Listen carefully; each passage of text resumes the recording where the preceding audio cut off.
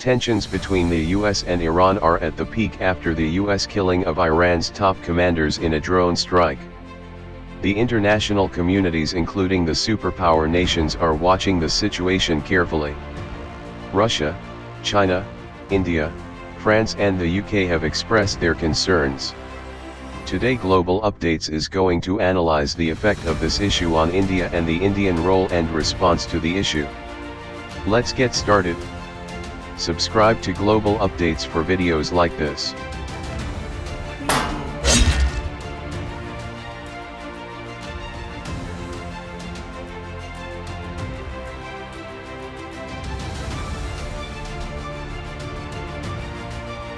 In response to the US killing of Iran's top commanders, India said that the rising tensions have distressed the world and affirmed that it is extremely important that peace, security, and the balance must be maintained in the region.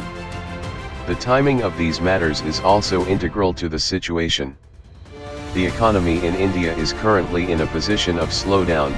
Over half of all remittances to the country come from West Asia. For India, besides the reduction in remittances which cause further slowdown, there are two devastating impacts that an absolute war in the region would cause. The first danger is that, around the 8 million Indians that live and work in West Asia, most of them resides in the Arabian Gulf. Any type of dispute in the region puts all of these people in danger, the same as the case in the early 1990s, during the US and Iraq War, when New Delhi had to arrange for over 175,000 citizens of India to be airlifted, in the largest rescue operation a country ever carried out in history. Even if there was not an all-out war, these increased tensions could damage the economies in the region and put many Indians' jobs in jeopardy. Another aspect to consider is the oil prices.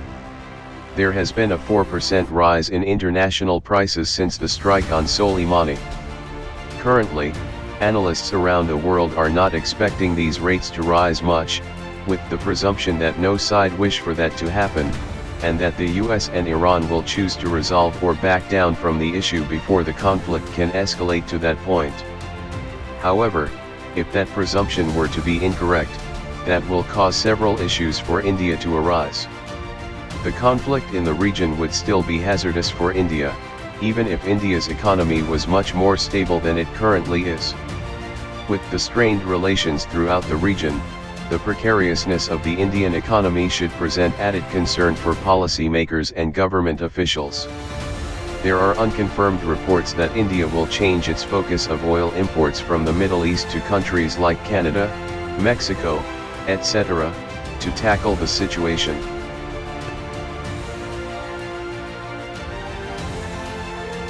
It seems that for the most part, things were getting extremely serious after the American military bases in Iraq had missiles fired upon them, by Iranian forces. Not long after the missiles were fired upon the American military base, Ali Khamenei, who serves as India's Iranian envoy, offered India the opportunity to play a role in de-escalating the situation. He said that, India usually plays a very good role in maintaining peace in the world. We welcome all initiatives from all countries, especially India as a good friend for us, to not allow escalation. He also assured India that this will not impact the situation at Chabahar port, where India is a stakeholder. In India, an advisory statement has been issued by the Ministry of External Affairs, warning that until further notice, all Indian nationals should abstain from any non-essential travel to Iraq.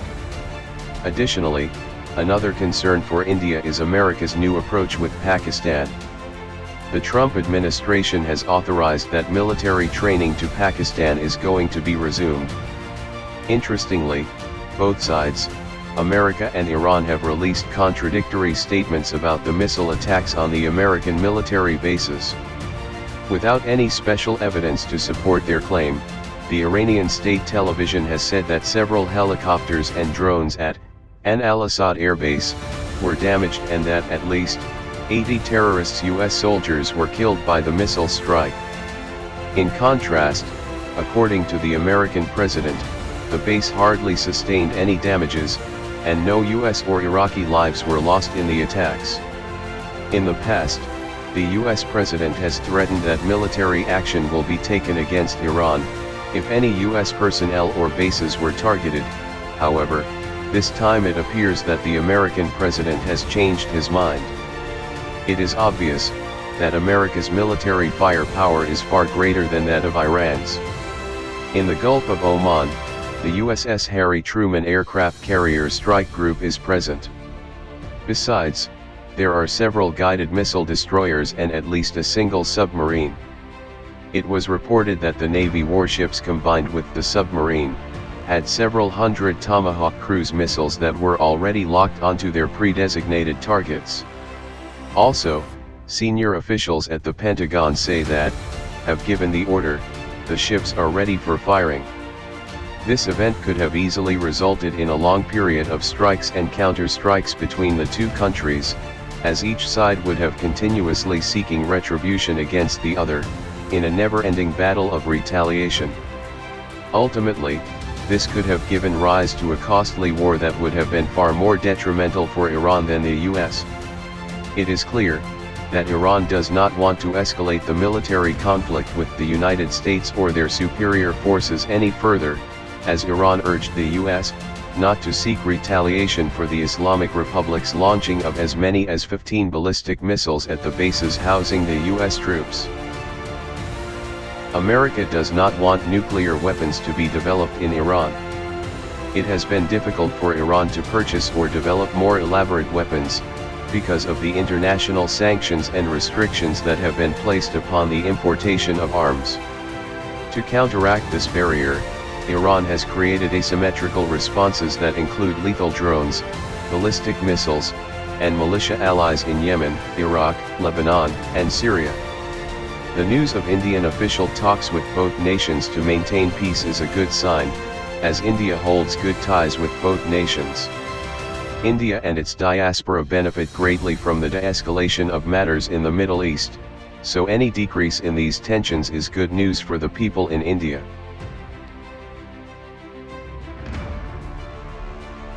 The killing of Qassem Soleimani by the US is already causing ramifications not only across the region but globally.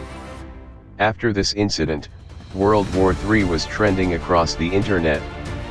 Germany and Britain have proposed that Iran could shoulder some of the responsibility for these circumstances, as they cause tensions to rise in the Middle East, as they provoke these targeted killings. While Russia and China counter US action, India calls for peace and efforts to restore normalcy. Also, as a nation having deep and good ties with both the US and Iran, the efforts of India in peace talks have much greater importance. The next few days will probably decide the fate of the entire region as well as the world. Thanks for watching. Subscribe for more videos like this and press the bell icon for instant notifications. Hit the like button if you find the video interesting and kindly provide your feedback in the comment section. This will help us improve.